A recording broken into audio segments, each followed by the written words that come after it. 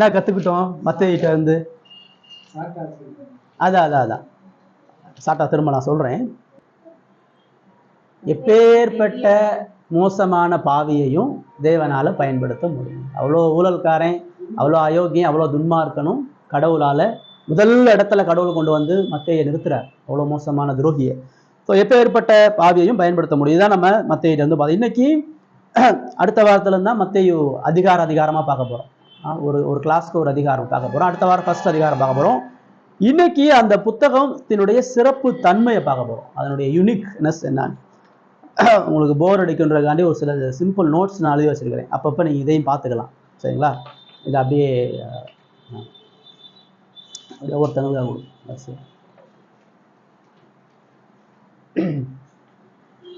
வரலையா அங்கிட்டு?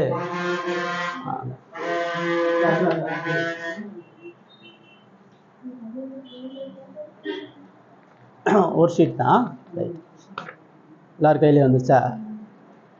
ரைட்.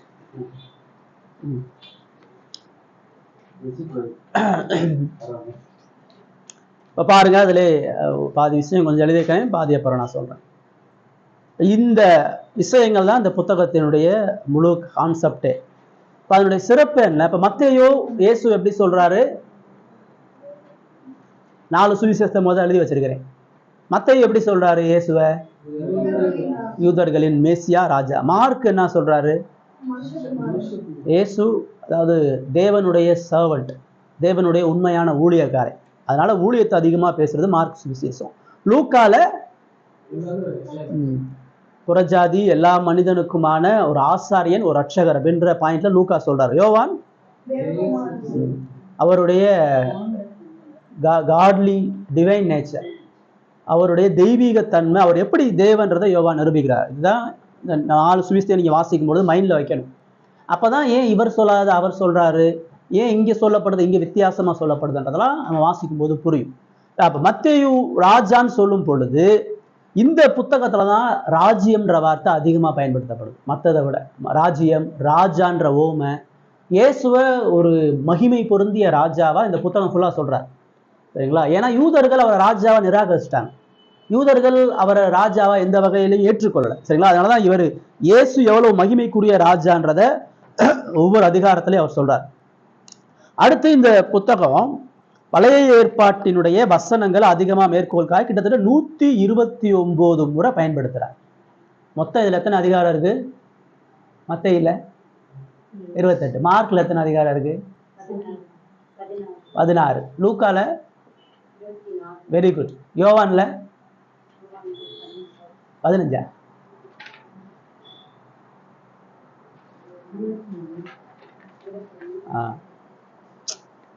சரிங்களா? இப்போ 28 அதிகாரத்துல 129 முறை பயன்படுத்திருக்காருன்னா கிட்டத்தட்ட ஒரு அதிகாரத்துக்கு 4 முறை 5 முறை திரும்ப திரும்ப பழைய ஏற்பாட்டினுடைய வசனங்களையும் பழைய ஏற்பாட்டினுடைய மேற்கோள்கள் எக்ஸாக்ட் வசனமா 60 முறை அதான் மேற்கோள்கள்னு போட்டிருக்கிறோம், சரிங்களா? நான் பழைய ஏற்பாட்டில் சொல்லப்பட்ட நிகழ்வோடு மோசையோடு ஆபிரகாமோடு பார்க்கும்பொழுது மொத்தம் 129 முறை பயன்படுத்துறார். இயேசுவை ரொம்ப அதிகாரப்பூர்வமா இவர் தான் உண்மையான ராஜா மேசியான்றதை நிரூபிப்பதற்கு தான் பயன்படுத்துறார். அதே ராஜ்யம் என்ற வார்த்தை 50 முறைக்கு மேல வருகிறதுன்றதை பார்க்கிறோம். மற்ற 3 சுவிசேஷத்தை விட இவர் தான் அதிகமா பழைய ஏற்பாட்டு வசனங்களை மேற்கோள் காட்டுகிறார், ரைட்டுங்களா? இப்போ இந்த ராஜாவாக எப்படி இயேசுவை சித்தரிக்கிறார்? ஒரு ராஜாக்கு இருக்கக்கூடிய அடிப்படையான குணாதிசயம், ஒருத்தர் ராஜாவா நியமிக்கப்படுறாங்கன்னு சொன்னா அவருடைய ராஜ்யம் எப்படிப்பட்டது? ஒருத்தர் அரசியல் கட்சி ஒரு லீடர் வர்றாருன்னா அவருடைய வாக்குறுதி என்ன, அவருடைய கொள்கை என்ன, அவர் என்ன பிளான் வச்சிருக்கிறாரு, அதான் நம்ம பார்ப்போம். அப்ப நான் ராஜாவா ஒரு தலைமைத்துவத்துக்கு ஒருத்தர் வர்றாருன்னா அவர்கிட்ட என்ன திட்டம் இருக்குது, என்ன உபதேசம் இருக்குது, என்ன சொல்ல வராரு, எப்பயுமே ஒரு ராஜாக்காக தான் முக்கியம். அப்ப மத்தேயு இங்க இயேசு அப்படி சொல்லும் பொழுது இயேசுவினுடைய அந்த ராஜரீக தன்மையினுடைய அடிப்படை குணாதிசயங்கள்ல 5 உபதேசங்கள் 5 செயல்கள், மொத்தம் 28 அதிகாரத்தை நீங்க ரெண்டா பிரிச்சிங்கன்னு சொன்னா அதுல 5 இடத்துல இயேசுவினுடைய உபதேசத்தை சொல்றார். ராஜாவுடைய சொற்பொழிவு, நான் இந்த மக்களுக்கு இதை செய்வேன், என் ராஜ்யம் இப்படிப்பட்டது, என் ராஜ்யத்தினுடைய மகிமை இப்படிப்பட்டது, என்ன பின்பற்றவங்க இப்படிப்பட்டவங்கன்றத அந்த ராஜா எப்படி சொல்றானோ அதை போல மத்தேயு இயேசுவை 5 இடங்கள்ல அவர் உபதேசத்தை சொல்றார். 5-7 மத்தேயு அதிகாரத்தை நீங்க வாசிங்கன்னா அது மலை பிரசங்கம். இயேசு மலையில இருந்து ஒரு 7 அதிகாரத்தில் நிறைய உபதேசமா இருக்கும். அதுக்கடுத்து 10ஆம் அதிகாரத்துல தன்னுடைய 12 சீசர்களை தெரிந்தெடுத்து அவர்களுக்கு உபதேசம் பண்றார். என்னை பின்பற்றவனா நீ எப்படி இருக்கணும், என் குடிமகனா நீ எப்படி இருக்கணும்ன்றத 10ஆவது அதிகாரத்துல சொல்றார். 13ஆவது அதிகாரத்துல ஃபுல்லா ஓமையா இருக்கும். விதையதேக்கினுடைய ஓமை, தன்னுடைய ராஜ்யம் எப்படி வளர்கிறது என்கிற ஓமையை சொல்றார். 18ஆவது அதிகாரத்துல சீசர்களுடைய செயல்பாடு, எனக்கு பிடிச்சி நீ எப்படி என்னுடைய படை தலைவனா நீ எப்படி வாழணும் அப்படின்றத 18ஆவது அதிகாரத்துல சொல்றார். 23 25 அதிகாரத்துல அவருடைய இறுதி மகிமையை சொல்றார். அவருடைய 2ஆம் வருகை அதுல எவ்வளவு பெரிய மகிமைக்குரிய செயல்ன்றதை உபதேசிக்கிறார். அதனாலதான் மத்தேயு இந்த 5 உபதேசங்களை சொல்றார். அதுக்கு அடுத்து செயல்களை பார்க்கிறோம். ஒரு ராஜா வெறுமனே பேசிட்டே இருக்கிறவன் இல்லை. நம்ம இருக்கக்கூடிய அரசியல்வாதி பிரதமர் மாதிரி மீட்டிங்கா போட்டு பொதுக்கூட்டம் போட்டு பேசுறவர் கிடையாது. ஒரு ராஜான்றவன் அவன் செயல்படுத்துறவன். அவன் என்ன உபதேசிக்கிறானோ அதை செயல்படுத்துறவன். உபதேசிக்கிறதுக்கு மேற்பட்டு வாழ்ந்து காட்டுறவன். அவனால என்ன முடியும், அவனால என்ன அசாத்தியமான செயல்களை செய்ய முடியும், அவனுடைய வல்லமை எப்படி, அவனுடைய ஞானம் எப்படி, அவனுடைய யுத்த வெற்றி எப்படி, அவனுடைய மகிமை எப்படி, அவன் எப்படி ஜெயிக்கிறான், அவனுடைய கரிஸ்மான்னு சொல்லுவாங்க, அவனுடைய தாளந்து எப்படி, அதையெல்லாம் மத்தேயு 5 இடங்களை சொல்றார். இப்ப முதல் 4 அதிகாரம் ராஜாவுடைய ஆரம்பம், இயேசுடைய ஆரம்பம். 5 தான் இயேசுடைய உபதேசம். அதுல 5-7 உபதேசம், திரும்ப 8-9 என்ன போதிச்சாரோ அதை எப்படி செயல்படுத்தினார். 8-9 பார்த்தீங்கன்னா இயேசுடைய பலதரப்பட்ட ராஜரீக செயல்களை சொல்றார். திரும்ப 11-12 10ஆம் அதிகாரத்துல என்ன உபதேசம் பண்ணாரோ அதை 11-12 செஞ்சு காட்டுறார். 13 என்ன உபதேசம் பண்ணாரோ அதை 14-17 செயல்படுத்துறார். 18 என்ன உபதேசம் பண்ணாரோ அது 19-22 செயல்படுத்துறார். 23-25 என்ன உபதேசம் பண்ணாரோ அதை 26-28 செயல்படுத்துறார். இப்படிதான் நீங்க ஒரு புத்தகத்தை படிக்கணும். மற்ற நீங்க ஆழமா பார்த்தீங்கன்னா, நான் ஏற்கனவே சொன்னேன், ஒரு ஒரு ஒரு கணக்குல ஞானி. ஸோ கரெக்டா ஆர்டரா எதை எங்க கால்குலேட் பண்ணணும், எங்க ஃபிட் பண்ணி வைக்கணுன்றதை புரிஞ்சு எழுதுறார். மற்ற சுவிசேஷத்தின்படி இவர் ஒரு வரலாறு மாதிரி அல்லது வெறுமனே ஒரு உபதேசம் மாதிரி இல்லை எல்லாத்தையும் கலந்து சொல்ற மாதிரிலாம் இல்லாம ப்ராப்பரா ஒரு உபதேசம் ஒரு செயல், ஒரு உபதேசம் ஒரு செயல், 5 உபதேசம் 5 செயல், அப்படிதான் இந்த புத்தகம் ஃபுல்லா நிரம்பி இருக்கு. நீங்க அப்படி கண்ணோட்டத்தோட இந்த புத்தகத்தை வாசிங்கன்னா தான் இதனுடைய மகத்துவத்தையும் மகிமையும் பார்க்க முடியும். சரிங்களா? இப்ப ஏன் இந்த உபதேசமும் செயல்களும் சொல்லப்படுகிறதுன்னு சொன்னா, ஒரு ராஜா அவனுடைய வாக்கிலும் அவனுடைய செயல்களும் அவன் உண்மையுள்ளவன். ராஜாவுடைய வார்த்தையை தான் முழு தேசமும் கேட்கும். என்ன சொல்றான், என்ன சட்டம் போடுறான், என்ன கொள்கையை நிறுத்துறான், என்ன ராஜா வாயை தொடர்ந்து பேசுறான்னு மக்கள் பார்ப்பாங்க. அதே சமயத்துல அவன் மக்களுக்காக என்ன செய்யறான், அவனுடைய செயல்பாடு எப்படி இருக்குன்றத பார்ப்பாங்க. அதாவது மத்தேயு ஒரு ராஜாவுக்கான எல்லா பொருத்தமும் இயேசுக்கு மட்டும்தான் இருக்குது. அவர் மட்டும்தான் சொல்லக்கூடிய வாக்குறுதிகளை நிறைவேற்றுகிறவர், செயல்படுத்துகிறவர்னு சொல்லி அவர் வாக்கிலும் செய்கையிலும் எவ்வளவு உண்மையுள்ள ராஜாவாக இருந்தார். அதனால ஒரு மனிதன், ரொம்ப சிறப்பா ஒரு யூதன் பின்பற்ற வேண்டிய ஒரே ஒரு ராஜா இயேசுதான். பழைய ஏற்பாட்டில் கடவுள் உனக்கு கொடுத்துருக்கக்கூடிய அந்த ராஜரீக தீர்க்க தரிசனம், அந்த மேசியாவை பற்றிய சொல்ல எல்லா தீர்க்க தரிசனமும் இயேசுவுக்கு மட்டும்தான் பொருந்தும். அவர் தான் நீதியுள்ள உண்மையுள்ள ராஜா அப்படின்னு சொல்றார். ரைட்டுங்களா? ரைட். இதுதான் இந்த புத்தகத்தினுடைய வெளியில இருந்து நாம கற்றுக்கொள்ள வேண்டிய விஷயங்கள். இப்பொழுது இந்த புத்தகத்தினுடைய சுருக்கம். அந்த 28 அதிகாரமும் என்ன சொல்லுது? அந்த 28 அதிகாரத்தை மத்தேயு ஒரு ஆர்டரா பிரிச்சு வச்சிருக்கிறார். அதுலதான் 5 பிரிவா பிரிச்சிருக்கிறார். நான் 5 பாயிண்ட்ல போட்டு வச்சிருக்கிறேன். சரிங்களா? இப்ப அதுல முதல் 4 அதிகாரங்கள் பார்க்கும் பொழுது ராஜாவினுடைய பிறப்பு, அப்புறம் ஏன்னா அதான் தேவை. ஒருத்தனை ராஜாவா இந்த காலத்துல நியமிக்கிறாங்கன்னு சொன்னா அவன் எந்த சந்ததியில வர்றான், அவன் யார்? முதல் ரோட்ல போறவனை போய் ராஜாவா வைக்க முடியாது. இது ஜனநாயக ஆட்சி கிடையாது. எல்லாரும் ஓட்டு போட்டு ஒரு ராஜாவை தேர்ந்தெடுக்கிறது அப்படி கிடையாது. சரிங்களா? இது ஒரு மேன்மையான ஒரு வம்சம், மேன்மையான ஒரு பரம்பரை. ராஜாவோட மகன் தான் ராஜாவாக முடியும், மற்ற எல்லாரும் எவனாக முடியும். அதாவது ராஜாவை வீழ்த்துறவன் தான் ராஜாவாக முடியும். சரிங்களா? அப்ப யூதனுக்கு அது மிக தெளிவாக தெரியும் ஒரு ராஜா எப்படிப்பட்டவனாக இருக்கணும்னு சொல்லி. அதனால இப்ப யூதன் கிட்ட போய் உங்களுக்கு ராஜா ஒருத்தர் பிறந்திருக்கிறாரு, நீங்க எதிர்பார்க்கிற ராஜா வந்துட்டாருன்னு சொன்னா அவன் முதல் என்ன கேட்பானா, ராஜாவுடைய குடும்பம் எங்க, ராஜா எந்த வம்சத்துல பிறகுறான், ராஜாவினுடைய மூதாதையர்கள் யாரு அப்படின்னு கேட்பான். அதுல ஃபர்ஸ்ட் அவன் என்ன கேட்பான்னு சொன்னா, ராஜா ஆபிரகாமுடைய வம்சத்துல வரானா, ரெண்டாவது ராஜா தாவீதுடைய வம்சத்துல வரானா. இந்த ரெண்டுல பறக்காதவன் ஒரு பொழுதும் ராஜாவா இருக்க முடியாது. ஆண்டவர் பழைய ஏற்பாட்டுல ஃபுல்லா தாவீதினுடைய சந்ததியும் ஆபிரகாமுடைய சந்ததியில மட்டும்தான் ராஜாக்களை ஏற்படுத்தினார். அப்போ வர இருக்கக்கூடிய மேசியா தாவீதின் குமாரனா இருப்பார்ன்றது பழைய ஏற்பாடை சொல்லுது. அப்ப ராஜா யாருன்னா அவன் நிரூபிக்கணும் அவனுடைய சந்ததியும் வம்சமும் பழைய ஏற்பாட்டுல ஆபிரகாம் தாவீதினுடைய வம்சத்துல வருகிறதுன்னு சொல்லி. அதனாலதான் இந்த மத்தேயு 1 அதிகாரம், இப்ப நீங்க மத்தேயு எடுத்தீங்கன்னா தான் கொஞ்சம் கொஞ்சம் நம்ம பார்க்கறதுக்கு புரிய நல்லா இருக்கும். அவர் ஆரம்பிக்கும் பொழுது 1வது வசனம் மத்தேயு 1:1 வாசிங்க.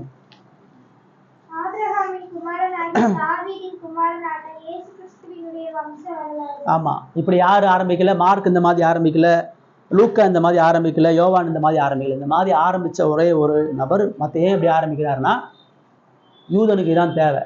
யூதன் இந்த இதை வாசிக்கும் பொழுது நீ யாரை எதிர்பார்க்கிறையோ, யாரை நம்புறையோ அந்த குமாரன் தான், இவர் தான் ஆபிரகாமுடைய குமாரன், இவர் தான் தாவீதினுடைய குமாரன். இஸ்ரவேலுக்கு இவங்க 2 பேர் தான் தகப்பன்மார்.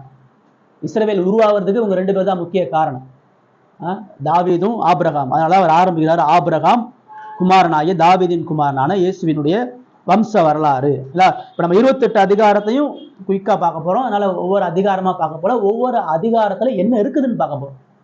போன வாரம் வாசிங்களா மத்தேயு? லட்சுமியாக்கா ஒரு ஆள் தான் வாசிருக்கீங்க, யாரு வாசிக்கல. தயவு செஞ்சு வாசிட்டு வாங்க, இல்லைன்னா நான் சொல்றது எதுவுமே உங்களுக்கு புரியாது. நீங்க ஒரு இடத்துல இருப்பீங்க, நான் எங்கேயோ இருப்பேன். சரிங்களா? தயவு செஞ்சு வாசிட்டு வாங்க, படிச்சுட்டு வாங்க. ரைட். இப்போ இந்த மத்தேயுல முதல் 4 அதிகாரம் ராஜாவினுடைய பிறப்பு வருகைன்னு சொல்லும் பொழுது, மத்தேயு முதல் அதிகாரம் ஃபுல்லா இயேசுவினுடைய வம்சத்தை சொல்றாரு.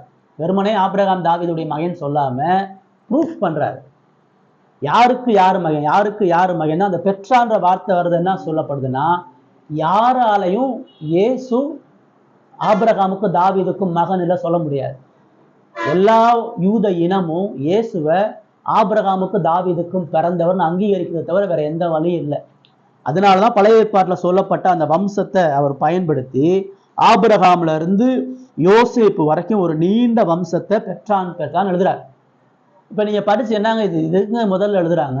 இப்ப படிப்பறிவு இல்லாத இந்த பெற்றான்னு படிச்சானா ஒண்ணுமே புரியாது. இதனால எந்த ஞானமும் இல்லையே, நம்ம ஈஸியா சொல்லிட்டு போயிடுறோம். ஆமா, ஏன்னா உட்கார்ந்து படிச்சாதானே தெரியும் ஏன் சொல்லியிருக்காங்கிறத. நீங்க தொடர்ந்து அதை வாசிங்கன்னா தான் தெரியும் என்ன நோக்கத்துக்காண்டி எழுதுகிறாங்க.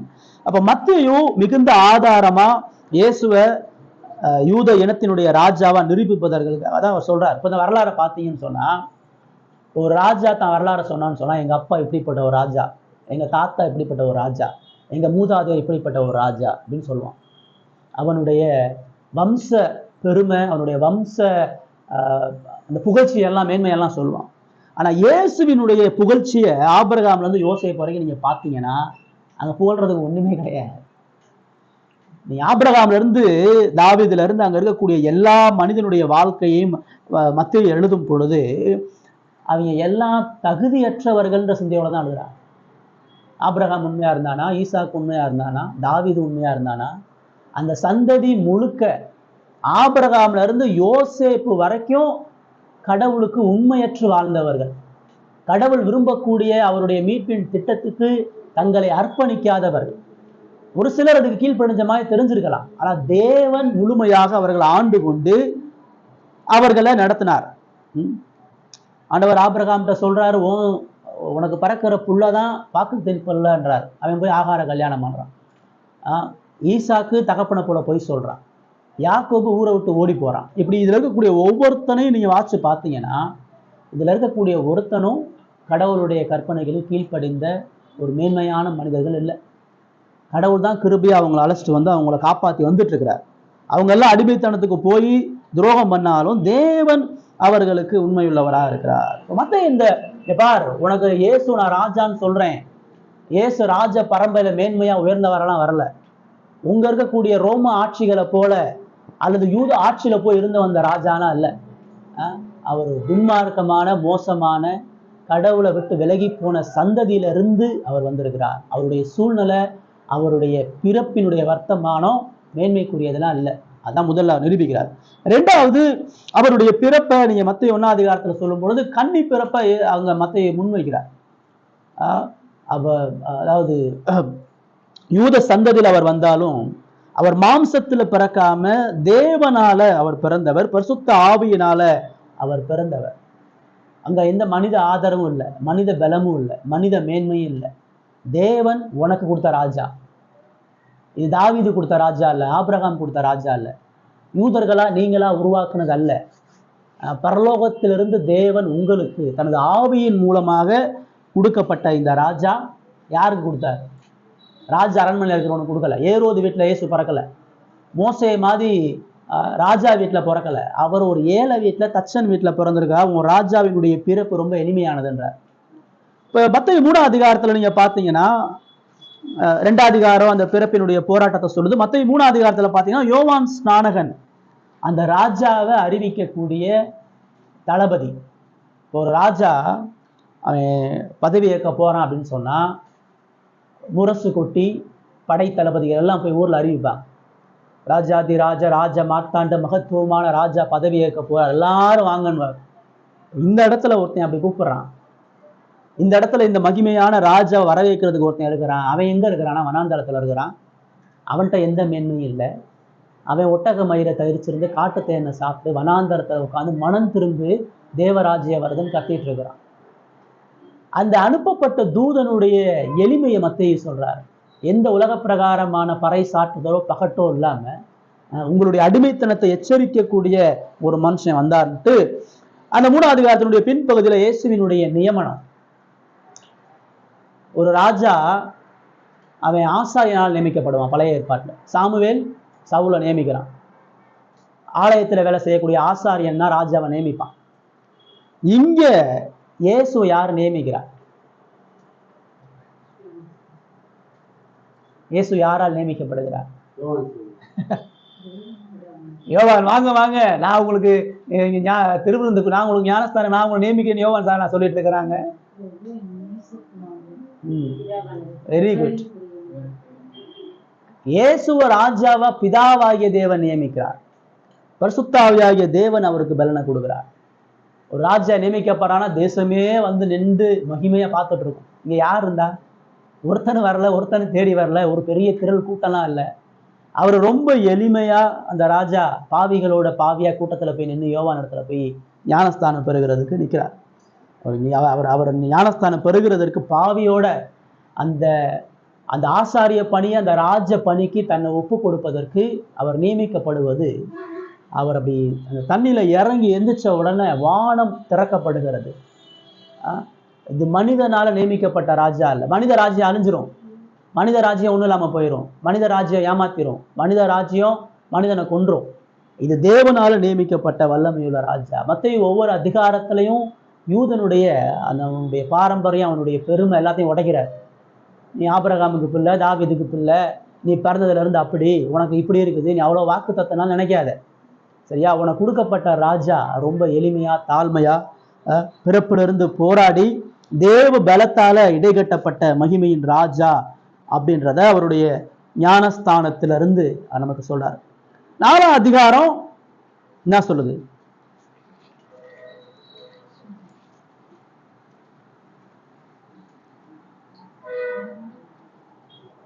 இயேசு பிசாசால சோதிக்கப்படுறது 4ஆம் அதிகாரம்.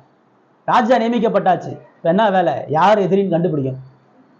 ராஜா அவன் பதவியில போய் உட்காந்துட்டான்னு சொன்னா இந்த ராஜ்ய எதிரி யார்? முதல் எதிரி. அந்த எதிரியை முதல் நாம இருக்கும். இந்த ராஜ்யத்துக்கு விரோதமா எவன் கலகம் செய்யறான், இந்த ராஜ்யத்தை அழிக்கிறதுக்கு யார் நிற்கிறா போது அவனை வர சொல்லு. கோலியாத்தை கொண்டாதான் தாவீது ராஜா, புறஜாதிகளை கொண்டாதான் இஸ்ரவேலுக்கு அடுத்த ராஜா ஒருத்தன் உட்கார முடியும். ராஜா பதவி ஏத்துட்டான்னு சொன்னா எதிரிகளுக்கு சிறைச்சாலை தான். தாவீது பதவி ஏத்துட்டா சவுலுடைய குடும்பம் அழிக்கப்படுகிறது. ரெகேபியாம் பதவி ஏத்துட்டா அவனுக்கு எதிராக இருந்தவங்களை அழிக்கப்படுறான். இப்ப இயேசு பதவி ஏத்துட்டார். இயேசு பாவிகளின் ரட்சகா ராஜாவா பதவி ஏத்துட்டார். இப்ப அங்க எதிரி வர்றான்.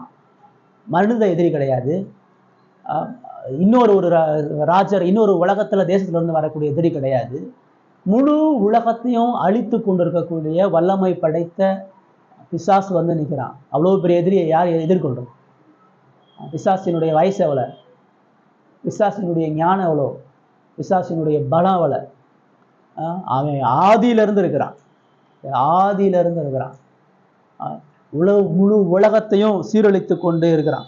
அவ்வளவு பெரிய எதிரிய இயேசு எந்த படைபலத்தையும் கொண்டு ஜெயிக்கல.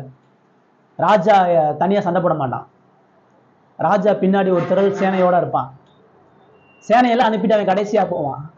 அவன் எல்லாம் நடுவுல யாருக்கும் தெரியாம இருப்பான். ஆனா இங்க எந்த சேனையும் இல்லை, எந்த பலமும் இல்லை, எந்த ஆயுதமும் இல்லை, எந்த மனித ஞானமும் இல்லை. ரொம்ப எளிமையா, அதுவும் ரொம்ப இக்கட்டான ஒரு பாடுகள்ல கடந்து போகும்போது, 40 நாள் உபவாசம் இருக்கும் பொழுது, சரீரத்துல பலவீனப்பட்டு, எமோஷனலா பலவீனப்பட்டு, குற்றுயிரா இருக்க போற இடத்துல எதிரி வந்து நிக்கிறான் சண்டை போடுறது. ஏன்னா மத்தேயு அவங்க அப்படியே பிக்சரைஸ் பண்ணி சொல்றாரு, உன் மேசியா எவ்வளவு மகிமைக்குரிய ராஜா, உனக்கு கொடுக்கப்பட்ட மேசியாவினுடைய மகத்துவம் உனக்கு என்னன்னு தெரியுமா? அவர் ஏழ்மையிலையும் தாழ்மையிலும் இருந்து யாராலையும் அழிக்கப்பட முடியாத பிசாசு என்கிற எதிரிய அவர் தோற்கடித்து அவர் வெற்றி பெற்றார் என்ற முதல் விஷயத்தை அவங்களுக்கு அவர் சொல்றார். அவருடைய துன்மார்க்கமான சந்ததி, எளிமையான பிறப்பு, அற்பமான நியமனம், அவருடைய அந்த அற்பத்திலிருந்து ஒரு மகிமையான ஒரு வெற்றியோட முதல் 4 அதிகாரத்தை மத்தேயு அங்க சொல்லி முடிக்கிறார். ஒரு ராஜாவுடைய அறிமுகம், ஒரு ஒரு ஒரு ராஜாவினுடைய இன்ட்ரோடக்ஷன். இப்படிப்பட்ட ஒரு ராஜா உலகத்துல எங்கேயுமே பிறக்கல, எங்கேயுமே வளரல, இப்படி அவன் எதிரியை ஜெயிக்கல. உலக வரலாற்றிலேயே உன்னதமான அழகு நிறைந்த மகத்துவமான ஒரு ராஜா அவனுக்கு கொடுக்கப்பட்டிருக்கார். யூதனே நீ மறந்துடாதன்னு தான் அந்த முதல் 4 அதிகாரத்துல அவங்களுக்கு சொல்றார். ரைட், சரி. இப்ப முதல் 4 அதிகாரத்துல இருந்து நான் கற்றுக்கொள்ளக்கூடிய பாடம் என்ன? நான் என்ன கத்துக்கிறேன்? 4 அதிகாரம் இயேசு அப்படி சொல்லுது. இதுக்கு என் வாழ்க்கைக்கு முதல்ல என்ன சமம்?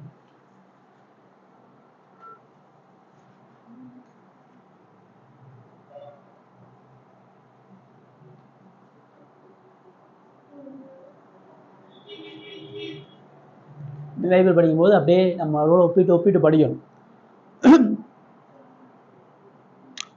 அதாவது கடவுளுக்கென்று ஒரு மனுஷன் பயன்படுத்தப்படுகிறதற்கு அவனுக்கு திறமையோ, தாளந்தோ, குடும்ப பின்னணியோ, வம்ச பின்னணியோ, தகுதியோ, வாய்ப்போ அவசியமே கிடையாது. அதனாலதான் இயேசு அப்படி பறந்தார். என்னுடைய மூதாதையர்கள் துன்மார்க்கமா இருந்தாலும், என் குடும்பம் அற்பமா இருந்தாலும், என்னுடைய மக்கள் என்னை நிராகரிச்சுட்டு போனாலும், ராஜாவுக்கான எந்த சூழ்நிலைகளும் தகுதிகளும் வாய்ப்புகளும் இயேசுவுக்கு இல்லாம போனாலும், அவர் எல்லாவற்றிலும் வெற்றி கொண்டு ஒரு மகிமையான ஒரு ராஜாவாக தன்னை நிலைநிறுத்தி கொண்டார். அவரை பின்பற்றக்கூடிய ஜனங்களுக்கு இது ஒரு பெரிய எக்ஸாம்பிளை கடவுள் கொடுக்குறார். நீ கடவுளுக்காக பயன்படுத்தப்படுகிறதற்கு உனக்கு ஒரு பெரிய விஸ்தாரமான ஒரு ஆவிக்குரிய வாய்ப்போ, ஒரு நல்ல குடும்பமோ, ஒரு விசுவாசம் உள்ள தகப்பன்மாரோ, அல்லது ஒரு ஒரு ராஜாங்கத்துக்குரிய எந்த ஒரு மகிமையான காரியமும் அவசியம் அல்ல. அதாவது எப்படிப்பட்ட வீழ்ச்சியுள்ள நிலையிலும் கடவுளுக்கென்று மகிமையான காரியங்களை செய்ய முடியும். தகுதி, திறமை, வாய்ப்பு, சூழ்நிலை இதெல்லாம் ஒரு மனிதனுடைய கடவுளுக்குரிய நிலையை தீர்மானிக்காது. இதெல்லாம் இருந்து நீ முட்டாளா இருக்கலாம், உனக்கு ஞானம் இருந்து, தகுதி இருந்து, புத்தி இருந்து, எல்லாம் இருந்தும் நீ வீணா போனவனா இருக்கலாம். எதுவுமே இல்லாம நிர்பந்தமான நிலையில அனாதையா, ரொம்ப மோசமான ஒரு ஏழ்மையில, வறுமையில, எந்த விதமான படிப்பறிவு இல்லாம, எந்த விதமான ஞானமும் புத்தி இல்லாத நிலையிலும் கூட தேவனுக்கென்று மகிமையான செயல்களை செய்ய முடியும். இதுதான் இயேசுடைய. இந்த மற்ற 4 அதிகாரத்தை பார்க்கும்போது உங்களை ஒப்பிட்டு நீங்க இப்படி பார்க்கணும். யூதனுக்கு கொடுக்கப்பட்ட இந்த ராஜா என்னாலையும் கடவுளுடைய மகிமைக்கென்று வாழ முடியும், செயல்பட முடியும். நம்ம வாழ்றோமா, இருக்கிறோமா? நிறைய நேரம் நம்ம குறை சொல்லிக்கிட்டு இருக்கிறோம். ஐயோ இந்த குடும்பத்தில் பிறந்துட்டோம், இந்த பின்னணியில் இருக்கிறோம், இவ்வளோ கஷ்டத்தில் இருக்கிறோம், என்னங்க இவ்வளோ பிரச்சனை இருக்குதுங்க, இவ்வளோ சூழ்நிலை சரியில்லைங்க, நான்லாம் எங்கே கடவுளுக்காக வாழ போகிறோம் அப்படின்னு பல காரியங்கள் நம்ம சொல்கிறோம். ஆனால் இயேசுடைய வாழ்க்கையை சொல்லுது, சூழ்நிலையும் பின்னணியும் அவசியம் இல்லை, நீ தேவனை பற்றி கொள்றதான் அவசியம் சொல்லுவோம். ரைட்டுங்களா? இப்போ 2ஆவதா நம்ம என்ன பார்க்குறோம்? 5 to 15 அதிகாரம் என்ன சொல்லுது? நோட்ஸ்ல என்ன சொல்லுது? 5 to 15 அதிகாரம். ராஜா பிறந்தாச்சு, ராஜா வந்தாச்சு, பதவி ஏற்றாச்சு. அடுத்த ராஜா என்ன செய்யணும்? அவனுடைய சட்டங்களை சொல்லணும். நான் ராஜாவாயிட்டேன், இனிமேல் தேசம் இப்படிதான் இருக்கணும், மக்கள் இப்படிதான் இருக்கணும், மக்கள் இப்படிதான் வாழணும், இதுதான் என்னுடைய சட்டம். அதான் ஒரு ராஜாவுடைய பதவி ஏற்றதுக்கு அப்புறம் சொல்றது. அப்படிதான் அந்த 5 அதிகாரத்துல இருந்து 15 அதிகாரம் வரைக்கும் இந்த ராஜாவுடைய சட்டம் என்னன்றதை முதல்ல நீ தெரிஞ்சுக்க. இந்த ராஜாவுடைய வாழ்க்கை முறை என்னன்னு தெரிஞ்சுக்க. இந்த ராஜ்யத்துக்குள்ள நீ வரணும்னா உனக்கு நீ எப்படி வாழணும்னு கத்துக்க. அததான் அவர் அங்க சொல்றாரு. சரிங்களா? இப்ப 5ல இருந்து 7 என்ன பாக்குறோம்? அதுல எழுதிக்கிறோம், 5ல இருந்து 7 மலை பிரசங்கம், 8ல இருந்து 9 அற்புதங்கள், 10ல இருந்து 12 சீசத்துவ பயிற்சி. இந்த 3 தான் இயேசுவினுடைய ராஜ கட்டளைக்கும் அதிகாரத்துக்கும். அதனாலதான் மத்திய 5 அதிகாரத்துல டைரக்டா அவரு எப்போ பிசாசை ஜெயித்து ஜனங்களுடைய நோய்களை துரத்தி வெற்றி பெறுறாரோ அவருடைய கீர்த்தி எல்லா தேசங்களிலும் பரம்புதுன்னு சொல்லி 4 அதிகார கடைசியில சொல்றார். அவர் திரள் கூட்டமான மக்கள் அவரை பின்பற்றி வர்றாங்க. இவர் தாமா நமக்கு ராஜா, இவர் தாமா நமக்கு தேவைன்னு ஒரு கூட்டம் வருது. அப்பதான் இயேசு என்ன செய்யறாரு? மலையில ஏறி உட்கார்ந்து தனது வாயை திறந்து ஆவியில் எளிமை உள்ளவர்கள், துயரப்படுகிறவர்கள், சாந்தம் உள்ளவர்கள், நீதியின் மேல் பசிதாகம் உள்ளவர்கள், இரக்கம் உள்ளவர்கள், இருதயத்தில் 9 விதமான தகுதியை சொல்றார். என் ராஜ்யத்துல என்னுடைய மகனா இருக்கும்னு சொன்னா உனக்கு இருக்கக்கூடிய அடிப்படையான தகுதி என்ன? அவங்களுடைய வாழ்க்கை முறை என்ன? இந்த மலை பிரசங்கம் 5ல இருந்து 7 பாத்தீங்கன்னா ஒரு 5 விஷயத்த சொல்றார். முதல்ல அவர்கள் முதலாவது ஆவிக்குரியவர்கள்.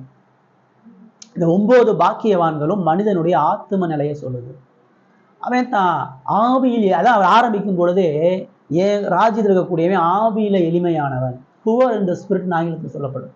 அப்படின்னா என்ன அர்த்தம்? ஆவியில எளிமையான தனது ஆத்தும நிலையினுடைய வெறுமையையும் துக்கத்தையும் தனது இயலாமையும் அறிந்தவன், தனது உள்ளான இருதயத்துல எவ்வளவு மோசமான ஒரு மனிதன் உணர்ந்தவன், தனது தகுதி இல்லாத உணர்ந்தவன். எப்பயுமே ராஜா மக்களுடைய தகுதியை எதிர்பார்த்து வேலை கொடுப்பான். யார் யாருக்கு என்ன தகுதி இருக்கு வாங்க, தகுதி உள்ளவங்களை தான் முதல்ல பதவியில் அமர்த்துவான். ஆனா இந்த ராஜா தகுதியற்றவன் யாரும் போது அவன் முன்னாடி வாழ்றார். எவனுக்கு தகுதி இல்லையோ, எவனுக்கு பாவத்தை குறிச்ச துக்கம் இருக்குதோ, எவனுக்கு சந்தோஷம் இல்லையோ, எவன் நீதியா வாழலையோ அவன் எல்லாம் முதல் ராஜ்யத்துக்குள்ள வாழ்றான்.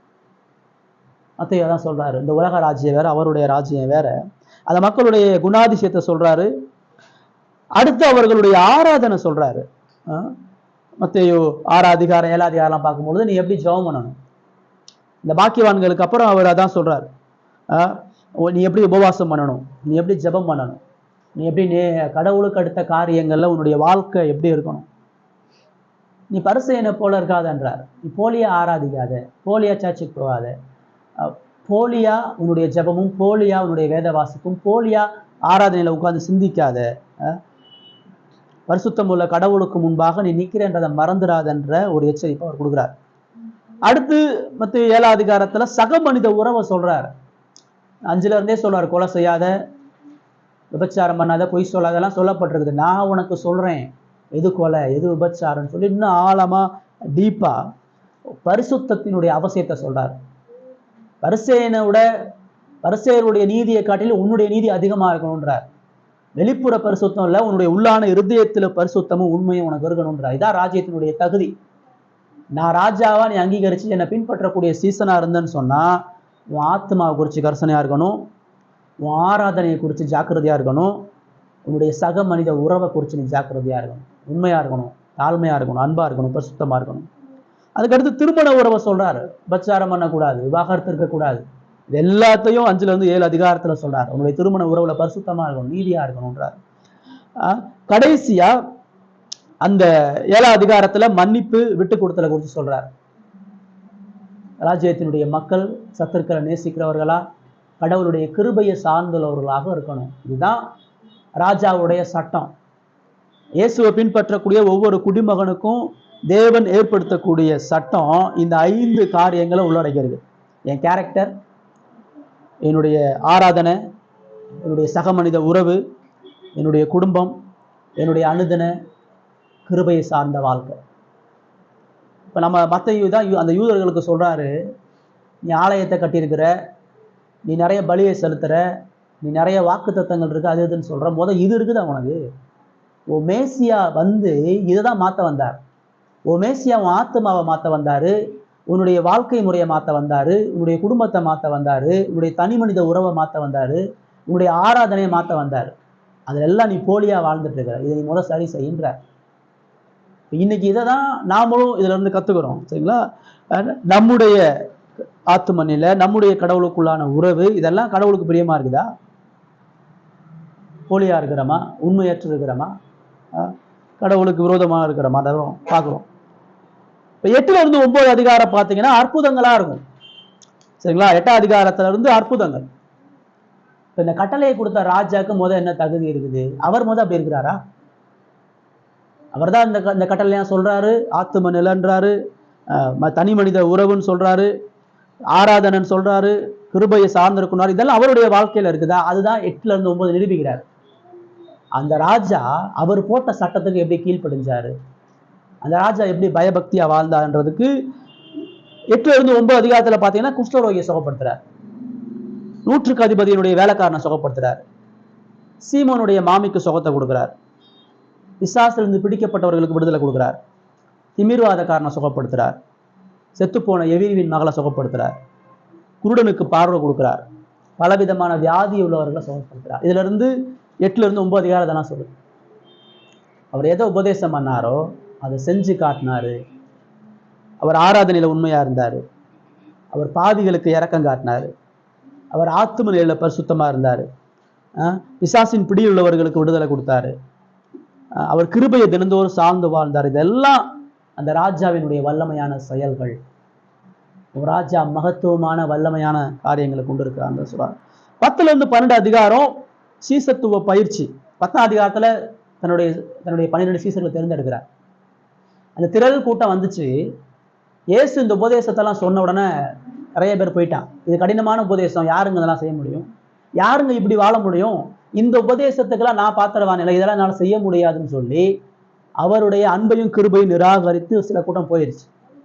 அப்ப போலியா ஒரு கூட்டம் அவரை பின்பற்றி வந்துச்சு. அப்ப அதுலதான் அவரு 12 பேரை தேர்ந்தெடுக்கிறார். ஆயிரக்கணக்கான லட்சக்கணக்கான பேர் அவர் பின்னாடி வர்றாங்க, ஆனா அவரு 12 பேர் தான் தேர்ந்தெடுக்கிறார். அதனால சொல்றாரு, அழைக்கப்பட்டவர்கள் அநேகர், தெரிந்து கொள்ளப்பட்டவர்கள் சிலர். சர்ச்சுக்கு போற எல்லாரும் கடவுளுடைய பிள்ளையே கிடையாது. கிறிஸ்தவ குடும்பத்துல பிறந்தனால கிறிஸ்தவம் ஆகிறது கிடையாது. கிறிஸ்தவ பெற்றோர்கள் இருக்கனால நான் கிறிஸ்தவன் இல்லை. கிறிஸ்தவன்றவன் தேவனால தெரிந்து கொள்ளப்பட்டவன் தான். இயேசுவால நேரடியால தெரிந்து கொள்ளப்பட்ட அழைக்கப்பட்டவன் தான் கிறிஸ்தவன். தாத்தா பாட்டில இருந்து பரம்பரையா நாங்க இப்படி இருக்கிறோம்லாம் இல்லை. யூதனே அப்படி கிடையாது. ஏன்னா அதுதான் ஆண்டவர் அங்கவர்களுக்கு 10ஆம் அதிகாரத்துல எச்சரிக்கிறார். ஏன் சீசன்றவன் நான் தெரிந்து கொள்றேன் 12 பேரை தேர்ந்தெடுத்தார். இந்த 12 பேருக்கு எந்த தகுதியும் இல்லை, எந்த ஞானமும் இல்லை, புத்தியும் இல்லை. அவங்கள தேர்ந்தெடுத்து அவர்களுக்கு பயிற்சியை கொடுக்குறாரு. அவங்க எப்படி சுவிசேஷத்தை போய், இந்த ராஜ்யத்தினுடைய மகிமை எப்படி போய் சொல்லணும், இந்த ராஜா எப்படிப்பட்டவன்றதை போய் எப்படி சொல்லணும் ட்ரெயின் பண்றார். இதுதான் நம்ம ராஜ்யம், இதுதான் நம்ம சட்டம், இதுதான் நம்ம வாழ்க்கை, இதை போய் நீ மக்களுக்கு சொல்லு. அந்த 12 பேரை ட்ரெயின் பண்ணி அவர்கள் அனுப்புறார். அனுப்பும் பொழுது அவர்களுக்கான வழிமுறை, அவர்களுக்கான நடத்தை, அவர்களுக்கான எதிர்ப்பு, அவர்களுக்கான பாடு எல்லாத்தையும் சொல்லி அனுப்புறார். இது ஈஸி இல்லைப்பா, இந்த உலகத்துல மந்திரிக்கு கீழே இருந்து வேலை செய்யற மாதிரி சௌகரியமா நீ வேலை பார்க்க முடியாது. நீ போய் மக்களை அடிமைப்படுத்தி மக்களை அராஜகத்தோடு நம்ம இழுக்க முடியாது. நீ மாம்சீகமா சண்டை போட்டு தேசத்தை ஜெயிச்சு கூட்டிட்டு வர முடியாது. இது ஆவிக்குரிய யுத்தம். நீ உன்னை முழுமையாக இழக்கணும். நீ போகும்பொழுது அதான் சொல்றாரு, நீ பாதரட்சி எடுக்காத, ஒண்ணுக்கு மேற்பட்ட ட்ரெஸ் எடுக்காத, பணத்தை எடுக்காத, தடி எடுக்காத, வெறுமையா போன்ற. ஒரு ராஜா யுத்தத்துக்கு ஆட்கள் அனுப்பும் போது எல்லாத்தையும் கொடுத்து அனுப்புவான். ஆயுதத்தை வச்சுக்க, பணத்தை வச்சுக்க, பலத்தை வச்சுக்க, ட்ரெயின் பண்ணு, போய் மோதுன்றான். இந்த ராஜா சொல்றாரு, எதையுமே கொண்டு போகாது, அனாதையா போ, தனியா போ, உனக்கு பலன் நான் இருக்கிறேன், உன்னை பாதுகாக்க நான் இருக்கிறேன், எல்லாத்தையும் இழந்து போ. உனக்கு எதிர்ப்பு இருக்கு, உன்னை அடிப்பான், நீ திரும்ப அடிக்காது, உன்னை தூசிப்பான், நீ திரும்ப தூசிக்க. நீ என்னுடைய ராஜ்யத்தின் மக்களாக இருக்கணும்னு சொன்னா இந்த பாடுகளை நீ சந்திக்கணும்ன்ற ட்ரைனிங்கை கொடுக்குறாரு. சரிங்களா? 13ஆம் அதிகாரம் முழுவைய ஓமை தான். பைபிளே எடுத்து பார்க்கலாம். இதையும் பார்த்தீங்கன்னாவே விதை விதைக்கினுடைய ஓமையை சொல்றாரு. அந்த விதையை பற்றிய பல கலைகள் பற்றிய ஓமையை சொல்லிட்டே இருக்கிறார். அந்த ஓமையின் மூலமாக இப்ப அந்த சீசர்கள் போயிட்டு வந்துட்டாங்க, சுவிசேஷம் பண்ணிட்டு வந்துட்டாங்க. எத்தனை பேர் ஆயத்தப்படுத்தினா, எத்தனை பேர் இயேசு கிட்ட கூட்டிட்டு வந்தான்? போனா அற்புதம் பண்ணா, சுகம் பண்ணா, எல்லாரும் அனுபவிச்சாங்கன்னு தான் வந்து சொன்னான். எவனாச்சும் மனம் திரும்பி ஏத்துக்கிட்டான்னு வந்து சொன்னானா? இப்ப அந்த சீசர்கள்லாம் அவங்க ஒரு மனம் முருகி சோர்ந்து போய் வர்றாங்க. எதிர்ப்புகள் அதிகமாகி ஒண்ணுமே பண்ண முடியலன்னு வர்றாங்க. அப்பதான் அவர் சொல்றாரு, அந்த ஓமைகள் மூலமா சொல்றாரு, இந்த ராஜ்யம் அற்பமான ஆரம்பத்தை கொண்ட ராஜ்யம். இது ஈஸியா வளர ராஜ்யம் கிடையாது. இது ஸ்லோவா தான் வளரும். இது நீ நினைக்கிற மாதிரிலாம் மனித ராஜ்யத்தை போல வளராது. இது தொடர்ச்சியா வளரும். இது பிசாசோட போராடி வளரும், உலகத்தோட போராடி வளரும். இது தன்னை இழக்கிறதின் மூலமா வளரும். சரியா?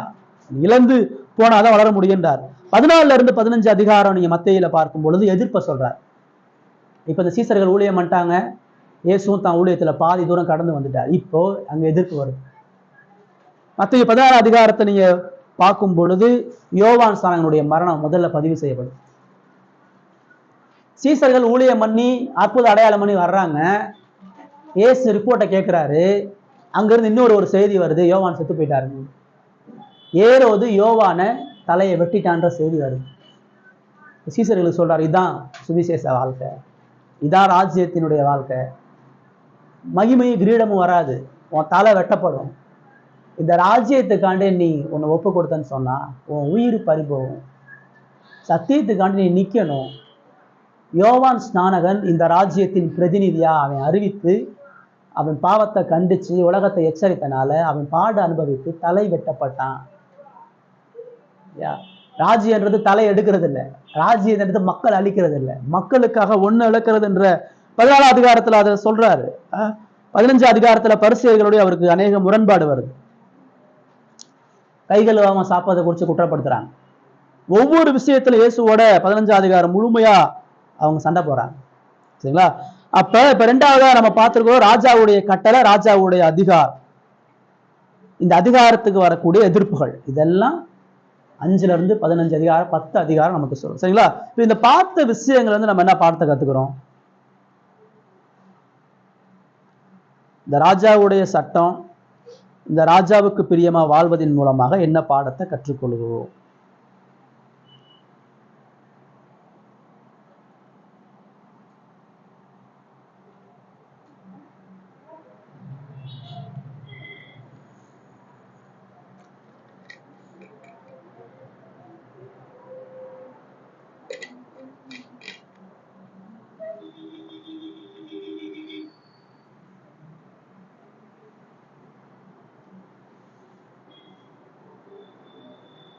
மூஞ்சா பாக்குறீங்க.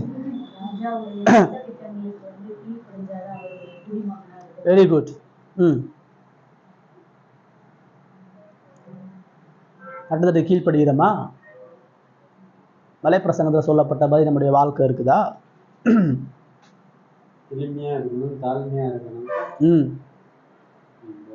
அடி வாங்கணும், அத சொல்லுங்க. விட்டு கொடுக்கணும், தலையை எடுத்து போட்டாலும் அமைதியா இருக்கணும், பரிசுத்தமா வாழணும். ஆமா, எதிர்ப்புகள் மத்தியிலும் தொடர்ந்து இருக்கணும். கிறிஸ்துவனுடைய வார்த்தைகளுக்கு செவி கொடுத்து பரிசுத்தமா வாழ்ந்து உண்மையான சீசனாக இந்த உலகத்துக்கு நிலைநிறுத்தணும். இந்த பாடுகள் தான் என்னுடைய அடையாளம், இந்த உபத்திரவங்கள் தான் நான் இயேசுவை பின்பற்றுவேன்னு அடையாளம். நான் பரிசுத்தமா வாழ்றதின் மூலமா சந்திக்கக்கூடிய எதிர்ப்புகள் தான் நான் கிறிஸ்தவனா இருக்கனா இல்லையான்றதுக்கான அடையாளம். அவங்க போனாங்க, அங்க எதிர்ப்பு வருது. அவங்க ஊழியம் பண்ணாங்க, அங்க எதிர்ப்பு வருது. உண்மையான ஊழியத்துக்கு, உண்மையான சத்தியத்துக்கு எப்பயுமே இந்த உலகத்துல எதிர்ப்புகளையும் போராட்டங்களும் உண்டு. எங்க போராட்டம் இல்லை, எங்க உபத்திரவம் இல்லையோ அங்க போலியா வாழ்றோன்னு அர்த்தம். எங்க பாடு இல்லையோ அங்க மாய்மாலமா இருக்குதுன்னு அர்த்தம். அதான் பரிசேயர்கள் பண்ணாங்க. நான் இயேசு எடுத்து சொல்றேன். அப்ப நான் ராஜ்யத்துல இருக்கிறேனா? நான் ராஜ்யத்தின் சீசனா இருக்கிறேனா? அப்பனா இந்த அடையாளங்கள் எனக்கு இருக்குதா நம்ம பார்ப்போம். 3வதா 16-25 அதிகாரம் நான் சொல்லுது.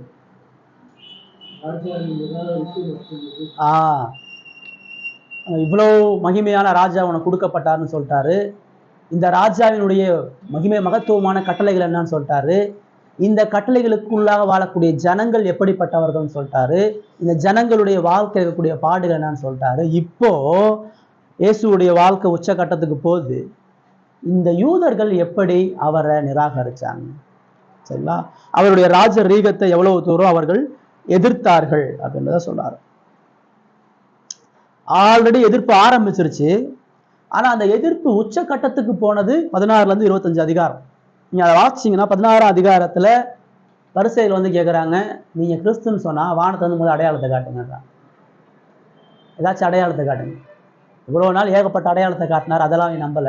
இப்ப புதுசா இன்னொரு அடையாளத்தை காட்டுறான். ஒருவேளை அவர் வானத்திலிருந்து அடையாளத்தை கொடுத்துட்டா ராஜா ஏத்துக்குவானா? அந்த அடையாளம் போலின்னு சொல்லுவான், பொய்ன்னு தான் சொல்லுவான். புரியுதுங்களா? அதுக்கப்புறம் 17ஆம் அதிகாரத்துல இயேசு மறுரூப மலையில தரிசனமாகிறார். மறுரூப மலையில தரிசனமாகும் பொழுது சீசர்களுடைய மகிமையை பார்க்குறாங்க. மோசையும் எலியாவும் பேசி இந்த ராஜா இன்றிலிருந்து மரிப்பதற்கு ஆயத்தமாகிறார், மரணத்துக்கு தயாராகுங்க, எங்களை போல பாடுகளை சந்திக்க தயாராகுங்க அப்படின்னு சொல்லி எலியாவும் மோசையும் பேசுறாங்க. சீசர்களுக்கு காட்டுறாரு, உன் ராஜா இவ்வளோ பெரிய மகிமையில பாடுகளை ஆரம்பித்தாருன்னு சொல்லி கொண்டு வரார். 17ஆம் அதிகாரத்துல நீங்க பார்த்தீங்கன்னு சொன்னா அந்த சீசர்களுடைய தாழ்மையுடைய அவசியத்தை சொல்றார். சீசர்கள் யார் பரலோகத்துல பெரியவனா இருப்பான், இந்த வலது பக்கத்துல இடது பக்கத்துல யார் இருப்பான்னு சொல்லி கேட்டு வர்றாங்க. சீசர்களை குறித்து அவர் துக்கப்படுறார். எவ்வளவு உபதேசித்தேன், எவ்வளவு காரியங்களை சொன்னேன், இந்த மக்கள் இன்னும் இப்படியே இருக்காங்கன்னு சொல்லி அந்த சீசர்கள் மேல இரக்கம் கொண்டு 17-18 சீசர்களுக்கு தாழ்மையினுடைய அவசியத்தையும் மன்னிப்பினுடைய அவசியத்தையும் சீர்திருத்த வேண்டிய அவசியத்தையும் சொல்றார். உன் சகோதரன் விரதமா தப்பு பண்ணா நீ எப்படி அவனை மன்னிக்கணும், அவனோட எப்படி ஒப்புரவாகணும், அவனுடைய தப்பை உணர்த்து அவனை மன்னிச்சு அவனை ஏத்துக்க அப்படின்ற விஷயத்த சொல்றார். ஐக்கியப்படாம இருக்காத, ஒருத்தர் பிரச்சனை பண்ணியிருக்காத, ஒருத்தர் சண்டை போட்டுட்டு இருக்காதுன்ற காரியத்தை சொல்றார். 19ஆம் அதிகாரத்துல பொருளாசையினுடைய ஆபத்தை சொல்றார். உலகத்தை நேசிக்காத, பொருளை நேசிக்காத, பொருளுக்குரியவனா வாழ்ந்துராத, நீ கிறிஸ்தவனா இருக்கிறதுக்கு இது அழகு இல்லைன்றத சொல்றார். 20வது அதிகாரத்துல கடவுளுடைய தெரிந்தெடுத்தல், அவருடைய சர்வ ஏகாதிபத்திய தெரிந்தெடுத்தல் 2-3 ஓமையை சொல்லி 20ஆம் அதிகாரத்துல சொல்றார். 21ஆம் அதிகாரத்துல ராஜா வீட்டு கல்யாண ஓமையை சொல்றார். அந்த அதிகாரம் ஃபுல்லா ராஜா, அந்த ராஜாவினுடைய மகிமையில எப்படி மக்கள் எதிர்க்கிறாங்கன்னு சொல்றாரு. அதுக்கப்புறம் இன்னும் உச்சகட்டமா அந்த மக்கள் எல்லாம் ஒன்று கூடி தேவாலயத்துல பரிசேயர்களும் வேதப்பாரர்களும் மாறி மாறி இயேசுட்ட கேள்வி கேட்கிறான். ராயனுக்கு வரி கொடுக்கறது நியாயமா இல்லையான்னு கேள்வி கேட்கிறான். அது முடிச்ச இன்னொருத்தன் வந்து உயிர்த்தெழுதல் இருக்குதா இல்லையா அப்படின்னு கேள்வி கேட்கிறான். அதை முடிச்சதுக்கு அப்புறம் கட்டளைகளை பிரதானமான கட்டளை என்னன்னு சொல்லி இது எல்லாமே அவரை சோதிக்கிறதற்காக, அவருக்கு ஞானம் இல்லை, அவர் ராஜா இல்லைன்னு நிரூபிப்பதற்காக வரப்பட்ட சோதனை. இயேசு அது எல்லாத்துக்கும் பதில் சொல்லி அவர் கடைசி ஒரு கேள்வி கேட்கிறார். இதெல்லாம் அவ்வளவு கேள்வி கேட்டு நான் ஒரு கேள்வி கேட்கிறேன், மேசியா தாவீதுடைய குமாரனா ஆண்டவருடைய குமாரனா, இதுக்கு பதில் சொல்லுன்றார். மேசியா யார்? ஏன்னா அவன் எல்லாம் மேசியாவை தாவீதினுடைய குமாரன் மாம்சத்துல எதிர்பார்த்துட்டு இருக்கிறான், மாம்சரீகமா ஒரு ராஜா எதிர்பார்த்துட்டு இருக்கான். ஏசு சொல்றாரு மேசியா மாம்சரீக ராஜா அல்ல, அவர் தேவகுமாரன். தாவீதே மேசியாவை தேவகுமாரன் சொல்லியிருக்கிறான்றதை நீ ஒத்துக்கன்றதை சொல்றார். ஆனால் நீ எதிர்பார்க்கக்கூடிய இடத்துல நான் ராஜாவும் அல்ல, நான் ரோமன் அழிச்சிட்டு வந்து உட்கார மாட்டேன், நான் ஏரோதை அழிச்சிட்டு வந்து உட்கார மாட்டேன், நான் முழு உலகத்தையும் அழிச்சிட்டு வந்து உட்காருவேன். என் ராஜ்யம் இவ்வுலகத்துக்குரியது அல்ல, என் ராஜ்யம் இஸ்ரேவேலு கிடையாது, என் ராஜ்யம் ரோமனு கிடையாது, என் ராஜ்யம் முழு உலகத்தையும் அழிச்சு புதிய ராஜ்யத்தை நான் கட்ட போறேன், அதனால நான் தேவகுமாரனை நிரூபிப்பதற்கான காரியத்தை சொல்றார். 23ஆம் அதிகாரம் 24ஆம் அதிகாரம் 23ல அந்த பரிசேயர்களுடைய போலியான உபதேசத்தை ஃபுல்லா கடிந்து கொள்றார். அவன் எவ்வளவு மாய்மாலமா வெளிப்பிரகாரமா ஆடையை உடுத்துறது, வெளிப்பிரகாரமா பக்தியை காட்டுறது, வெளிப்பிரகாரமா கடவுளை துதிக்கிறது, வெளிப்பிரகாரமா அநேக சடங்காச்சாரங்களை செய்து அவனுடைய இருதயம் எவ்வளவு கேடுபாடா இருக்குன்னு 23ல சொல்றார். 24ஆவது அதிகாரத்துல அவருடைய வருகையினுடைய எச்சரிப்பை சொல்றார்.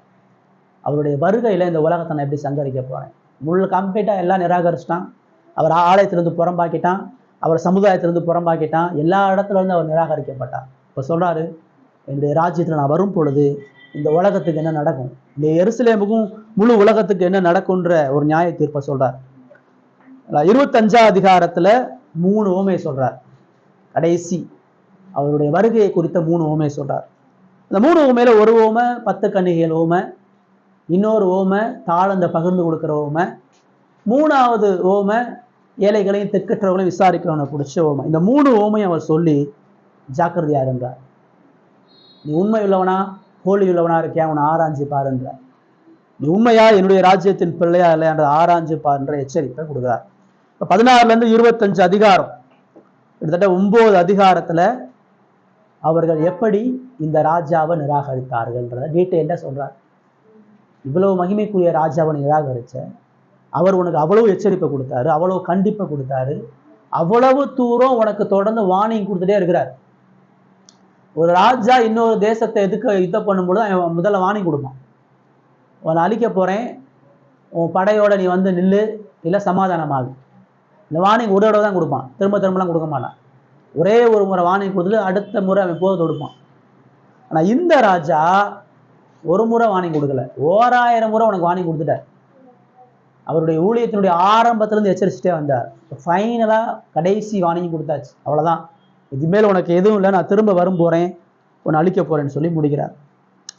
16 25 அதிகாரத்திலிருந்து நம்ம என்ன கத்துக்கிறோம்? இயேசுவினுடைய எச்சரிப்பு நிராகரிப்பு நமக்கு என்ன பாடத்தை கற்றுக் கொடுக்குது?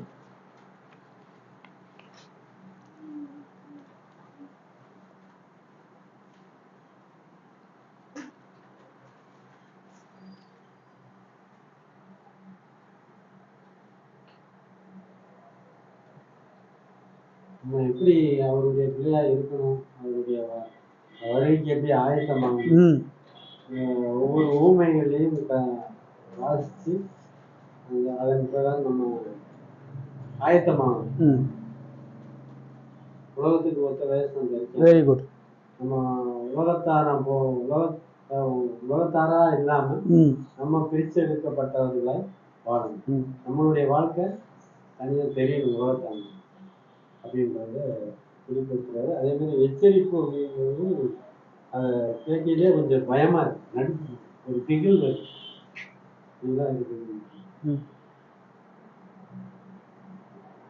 அந்த பாடல் வந்து பெருசா தெரியல.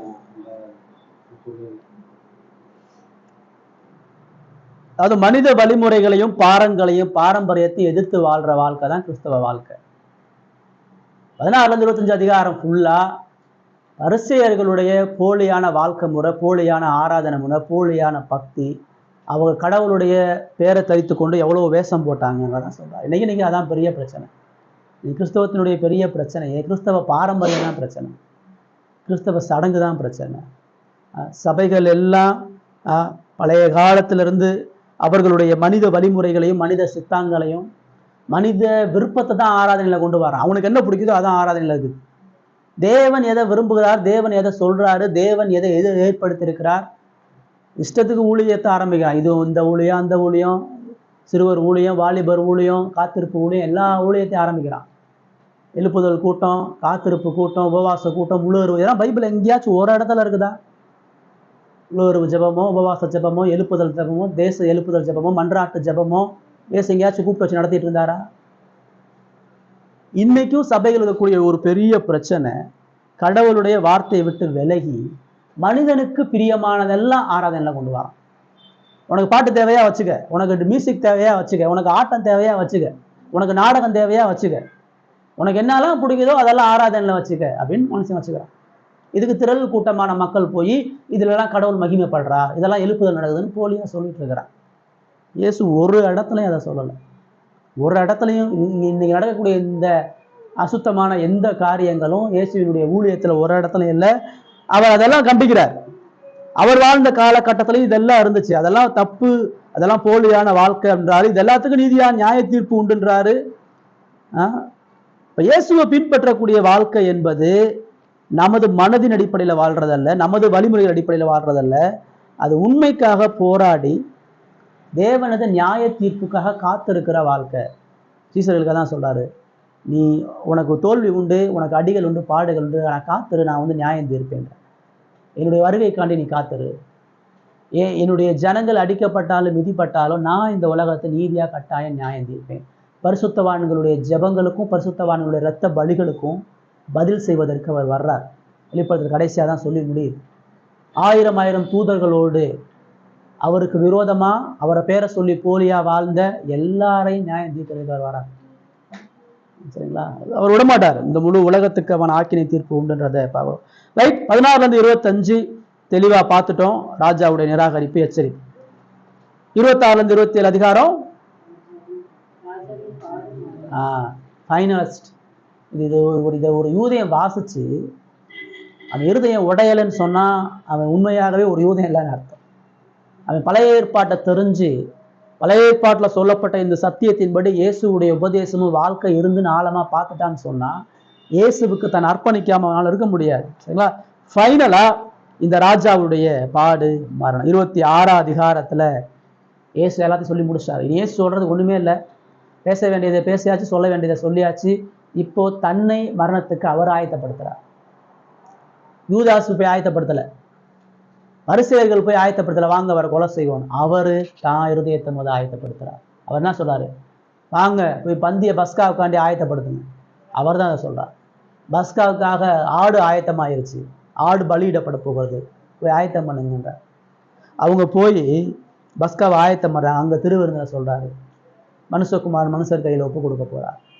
இதோ இந்த ராத்திரியில அந்த பாடு ஆரம்பம் அவர் தான் சொல்றார். யூதா செஞ்சு போறதுக்கு முன்னாடி அவர் சொல்றார். பரிசேயர்கள் சேர்ந்து கூட்டம் போறதுக்கு முன்னாடி அவர் பிளான் பண்றார்.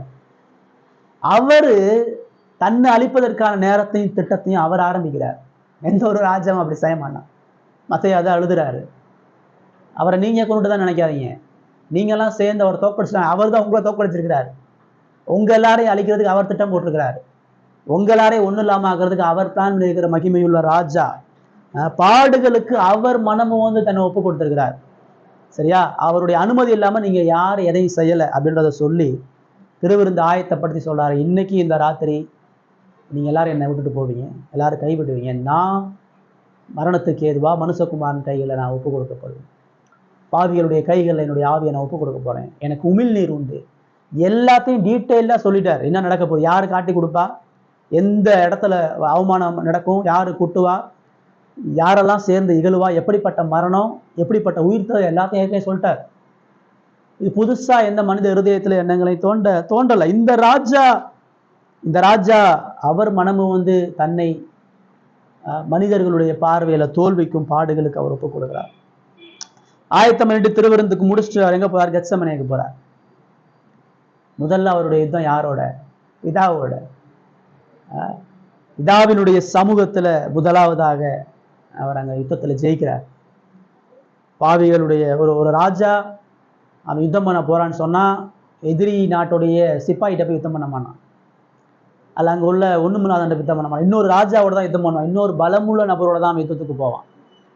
சரியா? அப்ப இயேசு தன்னை அந்த பாடுகளுக்கு உட்படுத்தும் பொழுது இயேசுவை எதுக்க யார் வரா? பிதாதான் வந்து நிற்கிறார். இயேசுவை அழிப்பதற்கும் இயேசுவை கொலை செய்வதற்கும் பிதாவாகிய தேவன் மீட்பின் திட்டப்படி தனது கோபத்தை ஊத்துறார். சரிங்களா? இயேசு பிதாவினுடைய கோபத்தை தாங்க முடியாம கதறுகிறார். இயேசு யார்கிட்ட தோக்குறாரு? பிதாட்ட முதல்ல தோக்குறார். மனுஷன்ட்ட எங்கேயுமே அவர் தோக்கல. கெத்செமனேல அவர் கதறி அழுது, ஒரு ராஜா அவன் அழுகிறான், அவன் துடிக்கிறான். போர்ல அவனுக்கு பல வலிகளும் காயங்களும் ஏற்படுது. கண்ணீர் விட்டு கதறாரு, முகங்குப்புற விழுகிறார். இந்த பாவ பாரத்தை சுமக்க முடியாம எல்லாம் நடக்குது. அதுக்கடுத்து 26 அதிகாரம் நமக்கு என்ன சொல்லுது? பேதுருடைய மறுதளிப்பை சொல்லுது.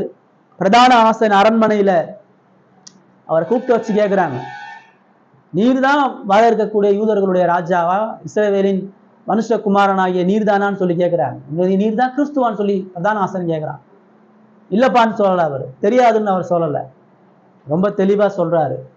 நான் தான் பிதாவால அனுப்பப்பட்ட மனுஷகுமாரன் மேகங்கள் மேல வர்றார். தானியேல் கோட் பண்ணி சொல்றாரு, மனுஷகுமார் மேகங்கள் வருகிறத காண்ப, நீ சொல்றபடி நான் தான் மேசியான்னு பிரதான ஆசாரியுடைய கூட்டத்துக்கு முன்னாடி சொல்றார். எந்த மனித பயமும் இயேசு கிடையாது. அவரை சுத்தி 1000 பேர் கூடி நிற்கிறான். 1000 பேர் குற்றம் சாட்டுறான். போய் குற்றம் சாட்டலாம் வச்சு நின்றுட்டு இருக்கிறான். முழு கூட்டத்துக்கு முன்னாடி தைரியமா சொல்றாரு. எந்த இடத்துலையும் ஒளிவு மறைவு, தண்டனையை கண்டு பயம், தோல்வியை கண்டு துக்கம், அதெல்லாம் எதுவுமே இல்லை. இறுதி வரைக்கும் ஒரு போலியான கூட்டத்துல முழு மிருகங்கள் மத்தியில இயேசு தைரியம் உள்ளவராக தனி நபரா நிற்கிறார். எந்த படையோடையும் போல. அவர் சொல்றாரு கெத்செமனேல, நான் இப்ப பிதாவை கேட்டாலும் ஆயிரக்கணக்கான லேகியோன்கள் எனக்காண்டி சண்டை போடுவாங்கன்றார். ஆனா அதை நான் கூப்பிட விரும்பலன்றார். பிதாவோட சண்டை போடுறதுக்கு பேதுருவையும் யாக்கோபையும் என் கூட வந்து ஜெபம் பண்ணுங்க. பிதாவை எதுக்க முடியாம ஆதரவு கேட்டார். ஆனா மனிதர்கள் எதுக்க முடியாம எந்த ஆதரவும் கேட்கல. ஆசாரியனுடைய அரண்மனையில தான் யோவானும் பேதுரும் வெளியே நின்றுட்டு இருக்கிறான். இவர் உள்ள அடி வாங்குறாரு. வெளியே போய் பேதுருன்னு சவுண்டு போடலை. நான் அடி வாங்கிட்டு இருக்கேன்னு எந்த கூப்பாடும் போடலை.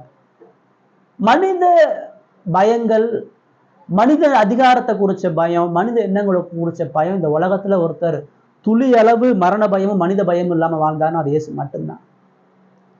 முழு உலகமும் அதிகாரத்தோட எடுத்து நின்ன பொழுதும் தைரியசாலியா தாழ்மையுள்ளவரா இயேசு அங்க அவர் நிக்கிறாரு. இப்பதான் ஆசாரியனுடைய அரண்மனையில தைரியமா சொல்றாரு. ஏரோதுட்ட அனுப்புறாங்க. ஏரோது 1000 கேள்வி கேட்கறான். அவனுக்கு ஒரு பதிலும் சொல்லலை. ஏரோதுக்கு எந்த பதிலும் சொல்லலை. அதிகாரம் உள்ள ஒருத்தனுக்கு நீங்க பதில் சொல்லணும்னு சொன்னா அது எவ்வளவு பெரிய ஒரு குற்றச்சாட்டு. ஒரு குற்றவாளியா நீங்க இருந்துட்டு ஒரு ராஜா கேள்வி கேட்கறான், பதில் சொல்லணும்னு சொன்னா அவனுக்கு தண்டனையும் அவமானங்களும் ஜாஸ்தி. அவர் ஏரோத ஒரு மனுஷனாவே மதிக்கல, அதான் பதில் சொல்லலை. நீ எல்லாம் ஒரு ஆளே இல்லைன்னு அவர் நினைச்சிட்டாரு. ஏன்னா ஏன் சபை நினைச்சாரு? அவர் பார்த்தீங்கன்னா பிலாத்திட்ட பேசுறாரு, பிரதான ஆசை அரண்மனையில பேசுறாரு. ஏரோதுட்ட அவர் பேசவே இல்லை ஒரு வார்த்தை கூட. ஏன்?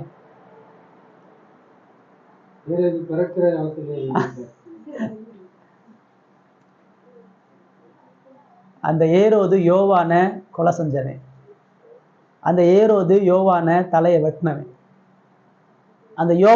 அந்த ஏரோது கிட்ட நிறைய முறை சத்தியம் சொல்லி உண்மையை சொல்லி சுவிசேஷம் சொல்லி அவன் இருதய கடினம் உள்ள ஒரு மனுஷன். அவனுக்கு வாயை திறந்து எந்த விதமான மனம் திரும்புதலையும் கொடுக்க இயேசு விரும்பலை. பிரதான ஆசாரியர் மனம் திரும்புவதற்காக பழைய ஏற்பாட்டு வார்த்தையை சொல்றாரு. பிலாத்து மனம் திரும்புவதற்காண்டி நான் சத்தியத்தின் ராஜான்னு சொல்றாரு. ஏரோதுக்கு முன்னாடி ஒரு வார்த்தையும் சொல்லலை. அவனுக்கு மனம் திரும்புவதற்கான எந்த வாய்ப்பும் இல்லை. அவனுக்கு கதவை க்ளோஸ் பண்ணிட்டார். எப்பயுமே கடவுள் தான் வார்த்தையிலிருந்து ஒருத்தங்கிட்ட பேசலன்னு சொன்னா அவன் நியாயம் தீர்க்க முடிவு பண்ணிட்டான்னு அர்த்தம். கடவுளுடைய வார்த்தையை ஒரு மனுஷன் வேதத்தை வாசிச்சு அவன் காதுல கேட்கலன்னு சொன்னா அவனுக்கு ஆக்கினையே கடவுள் முடிவு பண்ணிட்டான்னு அர்த்தம். கடவுள் பேசி நம்முடைய இருதயத்தை காயப்பட்டது நல்லது. கடவுள் பேசி நம்மளை கண்ணீர் குடிக்க வைக்கிறது நல்லது. கடவுள் பேசாம போனா நமக்கு பெரிய ஆபத்து இருக்கு. கடவுளுடைய வார்த்தை என் காதலையும் செவிலையும் கேட்கலன்னு சொன்னா அதை போல கொடூரமான ஒரு ஆபத்து இந்த உலகத்துல எதுவுமே இல்லை. கடவுள் வாயை மூடிட்டாருன்னு சொன்னா அந்த உலகம் அழிஞ்சு போயிடும். கடவுள் வாயை திறந்து பேசிட்டே இருக்கனாலதான் இன்னைக்கு மனுஷன் உயிரோட வந்துட்டே இருக்கார். வார்த்தைக்கு அவ்வளவு வளம் வருது. சரிங்களா? இயேசு ஏரோதுக்கு க்ளோஸ் பண்ணிட்டார், யூதாஸுக்கும் க்ளோஸ் பண்ணிட்டார். கெத்சமனையோட யூதாஸோடைய சாப்டர் முடிஞ்சு. அதுக்கப்புறம் யூதாஸ் எங்கேயும் பேசல. அவர் உயிர் தெளிந்து பேதுட்ட வந்து பேசுறாரு, யோவான்ட்ட வந்து பேசுறாரு. யூதாஸ் உயிரோட இருந்தாலும் போய் பேசியிருக்க மாட்டார். எல்லா கதவும் க்ளோஸ். சரிங்களா? ரைட். அப்போ அவருடைய போர் சேவகருடைய கூட்டத்துக்கு முன்பாக இயேசு பாடுபடுறார். பிலாத்துக்கு முன்பாக இயேசு சொல்றார், நான் சத்தியத்தின்படி சாட்சி கொடுக்க வந்தவனா இருந்தேன்றார். என் ராஜ்ய உலகத்துக்குரியதா இல்லைன்றார். பிலாத்து சொல்றான், உன்னை விடுவிக்க என்னால முடியும், உனக்கு தெரியுமான்னு கேட்கிறான். உன்னை விடுதலை பண்ணவும் உன்னை கைது பண்ணவும் மரணத்துக்கு ஒப்புக்கூட எனக்கு அதிகாரம் உனக்கு தெரியுமான்னு கேட்கிறான். ஏசு என்ன சொல்றாரு, உனக்கு என் மேல ஒரு அதிகாரமும் இல்லை. பரத்து இருந்து கொடுக்கப்பட்டால் ஒளிய என் தலையை கூட உன்னால தொட முடியாது. நீ இல்லப்பா, நான் உன்கிட்ட வந்திருக்கேன்பா. சரிங்களா? அதாவது ராஜாவினுடைய அரண்மனையில குற்றவாளியாக இயேசு இருக்கிறதா நம்ம மனித பார்வையில பாக்குறோம். பிலாத்து ஒரு ராஜா, இயேசு ஒரு குற்றவாளி. ஸ்பர்ஜன் சொல்றாரு, ராஜாதி ராஜாவினுடைய சமூகத்துல குற்றவாளியாக பிலாத்து அங்க நிற்கிறான்றார். இயேசு கை கட்டப்பட்டிருந்தாலும் அவர் ராஜா தான். அவர் அரைகுடைய ஆடையோட கிழிஞ்சிருந்தாலும் அவர் மகிமைக்குரிய ராஜாவா இருக்கிறார். பிலாத்து உலகம் விட்டு ஆளக்கூடிய ராஜாவா இருந்தாலும் இயேசுக்கு முன்னாடி அவன் கால் தூசியான ஒரு குற்றவாளியான மனுஷன். அப்படிதான் பிலாத்துவுக்கும் இயேசுவுக்கு இருக்கக்கூடிய சண்டையை பார்க்கிறோம். அதுல இயேசு தனது நான் ராஜான்றார் பிலாத்து முன்னாடி. நீ யூதருடைய ராஜாவான்னு கேட்கிறான். நான் ராஜாதான்ற. எவன் போய் சொல்லுவான் ஒரு ராஜா முன்னாடி? அவன் அந்த ஊருக்கு ராஜாவா இருக்கேன், நானும் ராஜா தாண்டான்றார். நான் சத்தியத்தை கொடுத்து சாட்சி கொடுக்க வந்த ராஜா, உன்னை போல கத்தி சண்டை போட வர ராஜா, வார்த்தையால இந்த உலகத்தை ஆளுகை செஞ்சு வந்த ராஜா என்றார். எல்லாருக்கும் ஒரு பெரிய ஆச்சரியம். மத்தேயு குளோரியஸா மகிமையா அந்த பாடுகள் மத்தியிலும் கூட அவருடைய மகிமை எங்கேயுமே குறையலப்பா. அவருடைய ராஜ அதிகாரமும் ராஜ மகிமையும் எந்த இடத்துலயும் அவர் குறையல. அவர் எல்லா இடத்துலையும் வல்லமையுள்ள தைரியமுள்ள போர் சேவகனா தளபதியா மகிமையாக அவர் இருந்தார்ன்றத அவர்களுக்கு அவர் சொல்றாரு. போர் சேவகர்கள் எல்லாம் அவருடைய ஆடைகளை கட்டுறாங்க, தலையை கொட்டுறாங்க, அவமானப்படுத்துறாங்க. யூதருடைய ராஜாவே வாழ்கன்னு சொல்லி போர்வையெல்லாம் போத்தி வணங்குறாங்க. எவ்வளவோ அவமானப்படுத்தின பொழுதும் அவர் ஒரு இடத்துலையும் தனது மகிமையும் தனது மேன்மையும் இழக்கலை. அந்த பாடுக்கு அவமானத்துக்கும் அவர் தன்னை ஒப்பு கொடுத்தார். அந்த உமிழ்நீருக்கு வேதம் சொல்லுது அவர் தன்னை ஒப்பு கொடுத்தார். ஏசாயா 53 அவர் முகத்தை கொடுத்தார், அவர் தாடியை பிடுங்க வச்சார், தனது முதுகை உழுவதற்கு அவர் அனுமதி கொடுத்தார், அவர் கசை அடிக்க அவர் ஒப்பு கொடுத்தார். அது எல்லாம் மனுஷன் கையை பிடிச்சி காட்டினா மனுஷன் அடிச்சான்றதெல்லாம் இல்லை. வேதம் முழுவதும் தெளிவா சொல்லுது தம்முடைய ராஜ்யத்தின் மீது அவருக்கு இருந்த நம்பிக்கை, தான் மக்கள் மீது அவருக்கு இருந்த ஆழமான அன்பு, தனது மகிமை எல்லாவற்றையும் இழந்த பொழுதும் அந்த ராஜ்யத்தினுடைய மகிமைக்காக மக்களுடைய ரட்சிப்புக்காக தன்னை எவ்வளவு பெரிய அவமானத்துக்கும் ஒப்பு கொடுத்தார். எல்லா அதிகாரங்களையும் வல்லமைகளையும் அவர் வெற்றி கொண்டார். பிலாத்து செத்து போனா, அவர் அரைஞ்சவங்க செத்து போனாங்க, அவர் அவமானப்படுத்தவங்க செத்து போனாங்க, காட்டி கொடுத்த யூதாசு 4 கொண்டு செத்து போனா, அவர் உயிரோட வல்லமையுள்ள அதிகாரத்தோடு அவர் நின்னார். பார்க்கிறோம். இயேசு எங்கேயுமே தோத்து போல. இயேசு போன இடம் எல்லாம் ஜெயிச்சு தான் வந்தார். பிரதான ஆசாரிய சங்கத்திலையும் ஜெயித்தாரு, ஏரோதுகிட்டையும் ஜெயிச்சாரு, பிளாத்துக்கிட்டையும் ஜெயித்தாரு, அந்த போர்ச்சவர்கள் மத்தியிலையும் ஜெயிச்சாரு. சிலுவையில் அவர் ஒப்பு கொடுத்து அவர் கொலை செய்யும் பொழுது அவர் ஜெயித்தார். அவங்க எல்லாரும் சேர்ந்து அடிச்சனால அவர் உயிர் போல, அவர் சிலுவையில் அரைஞ்சனால அவர் உயிர் போல. பைபிள் சொல்லுது பிதாவினுடைய கரத்தில் அவர் தமது ஆவியை ஒப்பு கொடுத்தாருன்னு சொல்லி. அவனுங்க எவ்வளவு அடிச்சாலும் அந்த உயிர் போகாது, அவனுங்க அந்த உடம்பை எவ்வளவு சின்ன பின்னமாக்கினாலும் அந்த உயிர் போகாது, அவர் கொடுக்காத வரையும். அவர் வாலண்டியரா தன் உயிரை கொடுத்தார். ராஜா அவன் உயிரை பறிக்க ஆசைப்படுவான், உயிரை எடுப்பான். ஆனா இந்த ராஜா தன் உயிரை கொடுத்து தன் ராஜ்யத்தை நிலைநிறுத்தினார். தன்னுடைய மக்களுடைய ஜீவனுக்காக தனது வாழ்க்கையை முழுமையாக அர்ப்பணித்தார். இப்ப அதை யார் புரிஞ்சா? இப்படிப்பட்ட இந்த ராஜாவை யார் ஏற்றுக்கொண்டா? யார் ஆதரவா இருந்தா? யார் அன்பு செலுத்தினா? அவருடைய குடும்பமா, சீசர்களா, அவர் பின்னாடி போன கூட்டமா? ஒருத்தர் இல்லை. அவங்க எல்லாம் அவரை கைவிட்ட பொழுதும் அவர் தனியாக தான் நின்னார். சொல்லப்போனா முழு உலகமே அவருக்கு வில்லனா தான் இருந்துச்சு. பார்க்கிற எல்லாம் அவருக்கு எதிரி தான், பார்க்கிற எல்லாம் அவருக்கு துரோகி தான். அவர் மேல இறக்கம் வைக்கவோ அவருக்கு ஆறுதலா குரல் கொடுக்கவோ ஒருத்தனும் இல்லை. ஏசு லட்சக்கணக்கான மக்கள் மத்தியில சொல்றான், பஸ்கா பண்டிகை அப்பதான் சொல்றான், லட்சக்கணக்கான மக்கள் மத்தியில பிலாத்து இயேசுகிட்ட சொல்றான், இந்த நீதிமான்ட்ட நான் ஒரு கூட்டத்தையும் அறியல, இவர் நான் என்ன செய்யன்னு கேட்கிறான். முழு கூட்டமும் சிலுவையில் அறையும், சிலுவையில் அறையும் கத்துது. ஒருத்தையும் கூட ஏப்பா அவர் நல்லவர்ப்பா, அவர் எந்த குற்றமும் செய்யலப்பான்னு ஒருத்தையும் கூட சொல்லலை. அந்த கூட்டத்தில் லட்சக்கணக்கான பேர்ல ஒருத்தையும் கூட இயேசு சார்பா நிக்கல. அவன் எல்லாரும் துரோகி, அவன் எல்லாரும் அயோக்கியன், அவன் எல்லாரும் கடவுளுக்கு எதிரானவன். ஆனா அந்த அயோக்கியனுக்கு துரோகிக்காண்டி தான் அவர் உயிரை கொடுத்தார். உலகத்துல இப்படி ஒரு வரலாற்று கதையை நீங்க பார்க்கவே முடியாது. வில்லன்களுக்காக நான் உயிரை கொடுத்த ஒரே கதாநாயகன் அவர் தான். அப்பாவிகளுக்காக உயிரை கொடுக்கறது இல்லை. எந்த சினிமாலலாம் வில்லனை கொன்னாதான் ஹீரோ, வில்லனுக்காக சாகுற ஹீரோவை பார்த்துருக்கீங்களா? வில்லனுக்காக உயிரை கொடுக்குற கதையை பார்த்தீங்கன்னா இங்க மட்டும்தான் அது நடக்குது.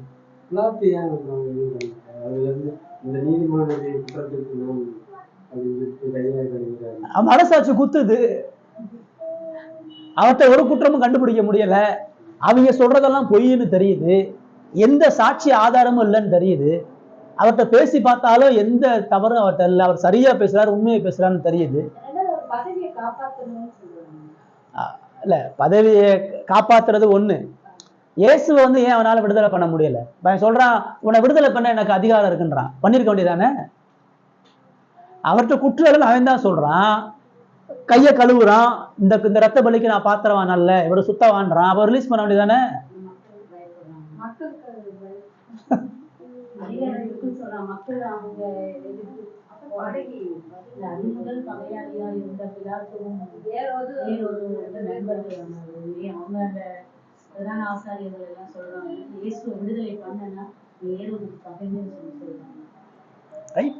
மனசாட்சிக்கு பயந்து இருக்கணும்ல. அப்ப அது மனசுக்கு தெரியுது, தான் பண்றது சரி தப்பு, இது செய்யக்கூடாதுன்னு தெரியுது.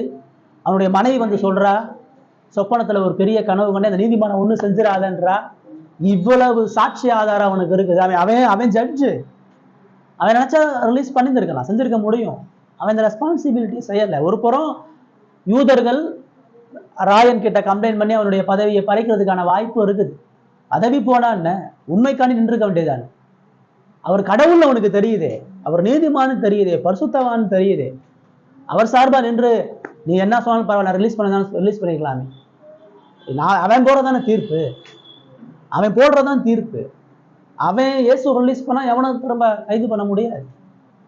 நான் செய்யலை. அதாவது மனித இயற்கை சுபாவம், நல்லதை பேசுவான், நல்லதை ஆசைப்படுவான், நல்லதை செய்ய மாட்டான். நல்லதை விரும்புவான், மணிக்கணக்காக பேசுவான், அப்படி இப்படின்மா, அதை செய்ய மாட்டான். இதுதான் பிலாத்துடைய, எல்லா மனுஷனுடைய நிலையும் இதுதான். ரைட். அப்ப இயேசுவினுடைய மரணமே மகிமையான மேன்மையான ஒரு மரணம் அப்படின்னு சொல்றார். ரைட். அது 26 27 இந்த ராஜாவினுடைய பாடு மரணம் என்ன கத்துக் கொடுக்குது, நமக்கு என்ன கத்துக்கிறோம்?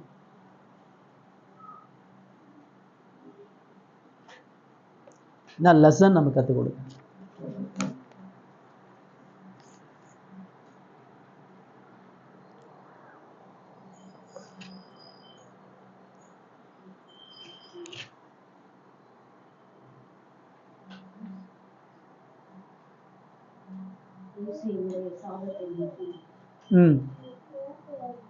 சரி.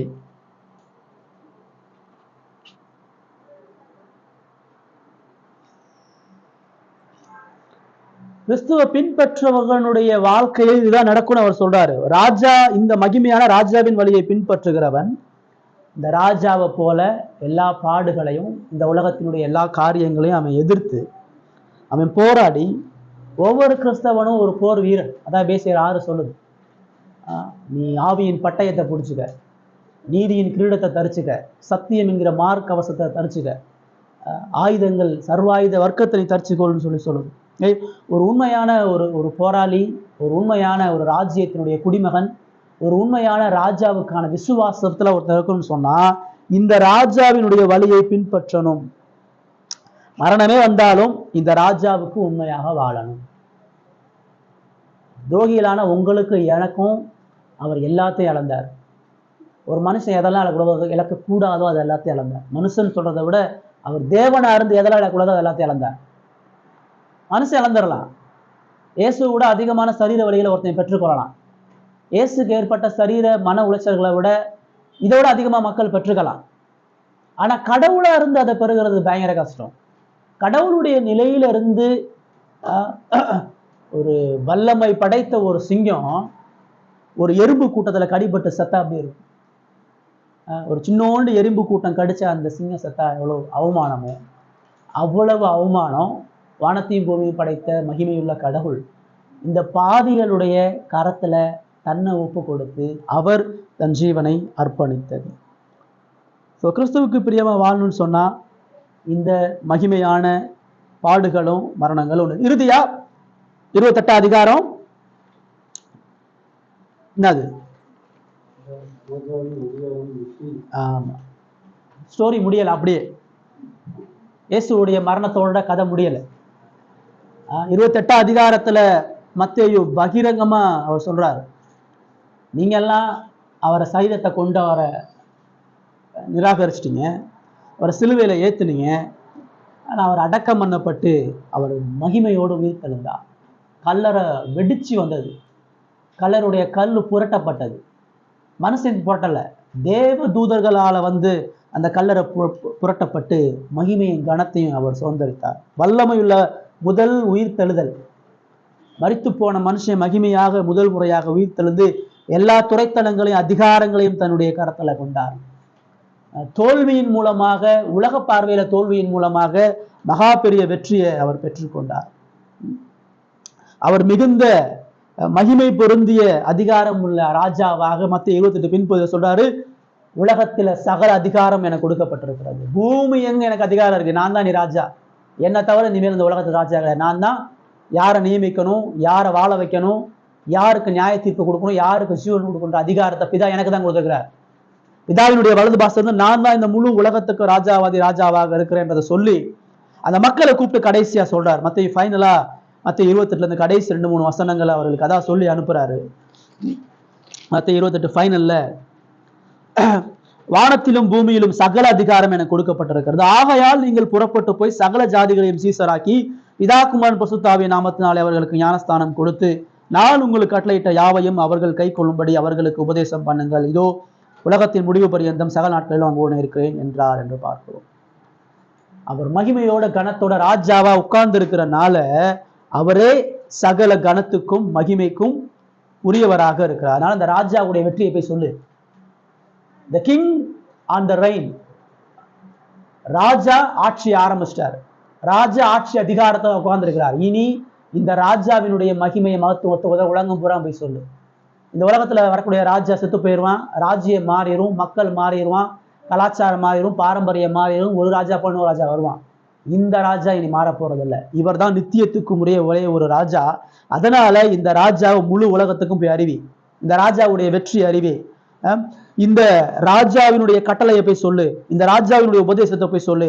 இந்த ராஜாவினுடைய ராஜ்யத்துக்குள்ள வர்றவன் தான் உண்மையான மகிழ்ச்சியோடு சமாதானத்தோடு வாழ முடியுன்றத உலகம் போய் சொல்லுன்றார்.